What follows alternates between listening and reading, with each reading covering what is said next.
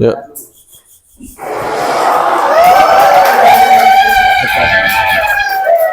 Bismillah, assalamualaikum warahmatullahi wabarakatuh. Innal hamdalillah nahmaduhu wa nasta'inuhu wa nastaghfiruh wa na'udzu billahi min syururi anfusina wa min sayyiati a'malina may yahdihillahu fala mudilla lahu wa may yudlil fala hadiyalah. Oke, jadi di kesempatan pagi yang cerah ini saya akan mengajarkan kalian beberapa pelajaran tentang fikih. Sebelumnya udah pada kenal saya belum nih? Belum. Ya. Perkenalkan, nama saya Nufail, bisa dipanggil Nufa karena cuma itu namanya. Dari kelas 10 RPL. Oke, kita lanjut aja. Najis. Najis itu apa sih? Ada tahu nggak? Sesuatu yang tidak suci, Mas. Oh ya, lebih tepatnya gitu dah. Nah, pengertian najis. Secara bahasa, najis dapat diartikan sebagai segala sesuatu yang dianggap kotor meskipun suci. Jika secara harfiah, apapun yang dianggap kotor masuk dalam kategori barang najis seperti ingus, air ludah, sperma dan lainnya. Dalam ilmu fikih, najis merupakan segala sesuatu yang dianggap kotor dan menjadikan ibadah sholat tidak sah. Jadi kalau kalian najis, lagi kena najis, bersuci dulu, jangan sholat dulu. Macam-macam najis. Najis ada 3 macam. Ada najis mughalazoh, najis mutawassithah, dan najis mukhaffafah. Najis mughalazoh itu apa? Najis mughalazoh itu apa sih? Najis mughalazoh ini merupakan najis berat yang termasuk ke dalamnya adalah anjing, babi, dan binatang yang lahir dan persilangan antara anjing dan babi. Coba aja. Atau keturunan silang dengan hewan lain yang suci. Yang kedua ada najis mutawassithah. Najis di sini merupakan najis tingkat sedang. Terdapat 15 macam yang masuk ke dalam kategori sedang. Tapi saya cuma tulis 3 aja sebaik-baiknya. Di antaranya, emang mau 15? Nggak mau kan? Udah. Yang ada setiap benda cair yang memabukkan, terus tinja atau kotoran manusia, air empedu, darah, nanah. Yang ketiga ada najis mukhaffafah. Najis ini termasuk jenis yang ringan. Beberapa yang masuk ke dalam kategori ringan adalah kencing bayi laki-laki yang belum makan apa-apa selain ASI dan belum mencapai umur 2 tahun. Sedangkan untuk bayi perempuan masuk ke dalam kategori sedang atau mutawassithah. Jadi kalau kalian punya bayi gading, adik lah, jangan bayi masih lama. Masuk najis mughalazoh. Yang pertama, hilangkan terlebih dahulu bentuk atau wujud najisnya dengan benda apapun yang bisa menghilangkan wujud atau bentuk najisnya seperti tisu, kertas, rambut kelapa dan lain-lain. Jika sudah tidak ada bentuk atau wujudnya, statusnya berubah menjadi najis hukmiyah dan masih dihukumi najis meskipun sudah tidak ada wujudnya. Yang ketiga, setelah kering, siram atau basuh benda yang terkena najis mughalazoh yang sudah dihilangkan wujudnya tersebut dengan air sebanyak 7 kali, yang salah satu basuhannya dicampur dengan debu yang suci. Bisa pula dengan lumpur atau pasir yang mengandung debu. Yang kedua ada cara mencucikan najis mutawassithah. Yang pertama, ya sama kayak yang pertama tadi, hilangkan terlebih dahulu bentuk atau wujud najisnya dengan tisu, kertas, rambut kelapa atau lainnya. Terus setelah wujud najisnya sudah tidak ada, sama berubah menjadi najis hukmiyah, dan mengering, siram atau basuh benda atau tempat tersebut dengan air sampai merata ke semua bagian yang terkena najis.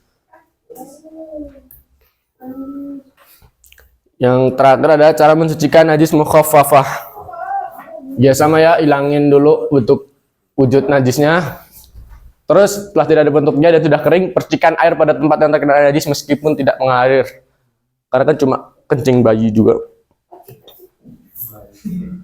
Oke, yang kedua ada haid. Di sini saya mungkin tidak akan secara detail karena kalian laki-laki nggak mungkin juga haid kan. Dan haid. Haid secara bahasa berarti sesuatu yang mengalir dan memancar. Secara istilah syar'i, haid adalah damun tabi'atun yakhruju min qa'rir rahim ya'tadul Ta'tadul unsa idza balagat fi awqatin ma'lumatin. Ini hadis, Mas. Amin. Artinya darah tabiat yang keluar dari bagian dalam rahim menjadi kebiasaan wanita ketika sudah balik pada waktu tertentu. Minha al-alam fi syarh bulugh al-maram. Hikmah adanya darah haid.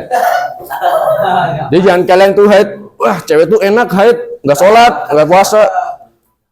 Itu. Jadi darah haid ini ada hikmahnya juga. Allah menjadikan darah haid pada wanita sebagai darah yang berbeda. Fungsi darah haid adalah sebagai asupan makanan untuk bayi pada perut ibunya yang akan mengalir ke tubuh lewat tali pusar. Ketika melahirkan, asupan makanan berubah menjadi susu. Oleh karena itu, sedikit sekali wanita yang hamil itu mengalami haid. Sedikit pula wanita yang menyusui mengalami haid ketika wanita tidak dalam keadaan hamil atau menyusui. Darah tadi tidak keluar dan tetap pada tempatnya. Darah itu akhirnya akan keluar pada waktu tertentu. Gak usah ditelam sih, lu cowok kan. Lanjut nifas. Sabar lah, masih ini 3 pembahasan. Nifas. Oh iya, duduknya rapi, Mas. Antum tidak sopan sekali, Mas. Iya, Mas. Nifas, pengertian nifas. Darah nifas adalah darah yang keluar setelah melahirkan. Itu definisi yang sangat baik dan hati-hati dalam masalah ini. Dan inilah yang jadi pegangan ulama Syafi'iyah yang jadi mazhab di negeri kita. Asy-Syirazi dalam Al-Muhadzab menyebutkan Fa'inal kharija itu skip. Artinya, adapun darah yang keluar setelah melahirkan itu dihukumi sebagai nifas. Adapun jika keluar sebelumnya, maka ulama Syafi'iyah memiliki 2 pendapat, yaitu ada yang menganggap sebagai darah istihadah dan ada yang menganggap sebagai darah haid. Ya itulah, cari sendiri nanti di Google. Oke, any question? Nah, jangan banyak nanya. Tahu kan Bani Israel binasa kenapa? Nah, itu tahu. Pakai nanya lagi. Ya, ada ditanyakan? Apa, Mas? Apa itu darah istihadah? Oh iya. Kan saya nggak bahas darah istihadah, Mas. Saya bahasnya darah nifas dan haid, Mas. Apa itu darah? Ya, Mas. Kalau terkena najis yang batal ibadah sholat doang atau yang lain? Haji. Tadi kan tulisannya membatalkan ibadah sholat. Kalau ibadah lain gimana? Haji. Haji. Ya betul lah, sholat sama haji kan tinggal haji. Gimana sih? Ibadah lain, Mas. Ibadah lainnya apa aja? Oh, doa. Mulai.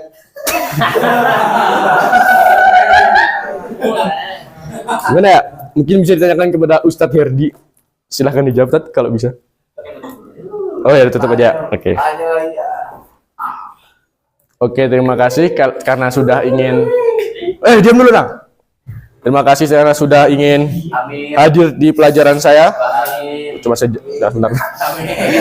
Kita tutup dengan baca hamdalah dan doa kafaratul majlis. Alhamdulillah rabbil alamin. Subhanakallahumma bihamdika asyhadu an la ilaha illa anta astaghfiruka wa atubu ilaik. Cukup sekian dari saya. Kurang lebihnya mohon maaf. Billahi taufik wal hidayah. Assalamualaikum warahmatullahi wabarakatuh. Waalaikumsalam. Nah, ada matiin.